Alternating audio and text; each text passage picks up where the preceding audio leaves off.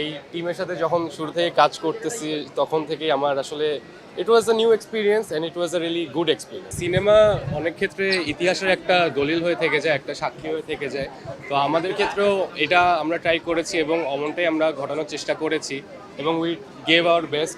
আমি হোপ যে অডিয়েন্স এটা পছন্দ করবে। সবাইকে রিকোয়েস্ট করবো যে আমাদের সিনেমাটা দেখুন অ্যান্ড জানান কেমন লাগে। বাংলাদেশি প্রেমী দর্শকদের জন্য খুবই জরুরি। আর সবচেয়ে বড় কথা, সত্যকে দাস বানানো যায় না, এটা অ্যাবসার্ড, কখনোই সম্ভব না।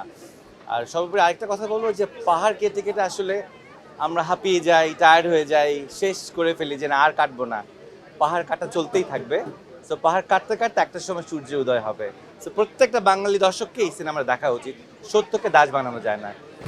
খুবই ভালো লাগলো। সবার হলে এসে এই মুভিটা ডেফিনেটলি দেখা উচিত। আমি খুব এনজয় করেছি। অনেক গুণী অভিনয় শিল্পীরা ছিলেন এবং প্রত্যেকে আমার কলিগ, বর্ষণ আমার বন্ধু। তো সেই জায়গা থেকে সবাই মানে খুবই অ্যামেজিং পারফরমেন্স করেছে। মানে দেখে মনে হয়েছে লিটারালি এটা হার্ট টাচিং।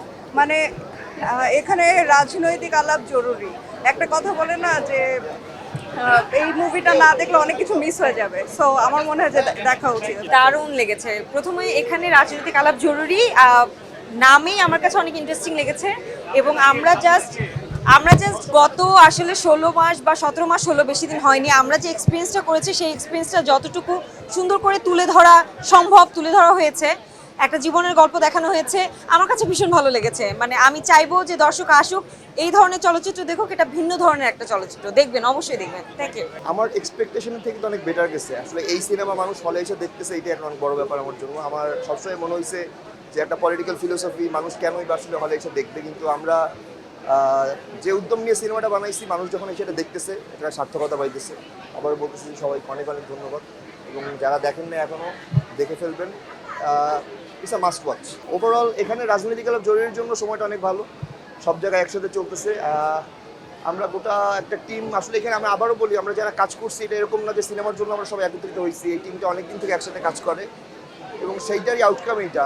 আমি দর্শকদের আবার অনুরোধ করব যে একটা সিনেমা আপনাদের পর্যন্ত না পৌঁছতে পারলে আসলে সেটা কোনো পরিপূর্ণতা পায় না। আমরা অনেক কষ্ট করে আপনাদের জন্য বড় পর্দায় সিনেমাটা নিয়ে আসছি, আপনারা দেখবেন। এবং এই পর্যন্ত আমি যাদেরই দেখলাম, আমাদের যে উদ্দেশ্যটা ছিল, আমি সবসময় বলছি যে সিনেমাটা যদি কেউ 95 মিনিটস দেখে তার ভালো লাগবে, এবং আমি 95 মিনিটস পর সবার রিয়াকশন দেখছি। তো আমার মনে হচ্ছে সেই জায়গা থেকে আমরা সার্থক।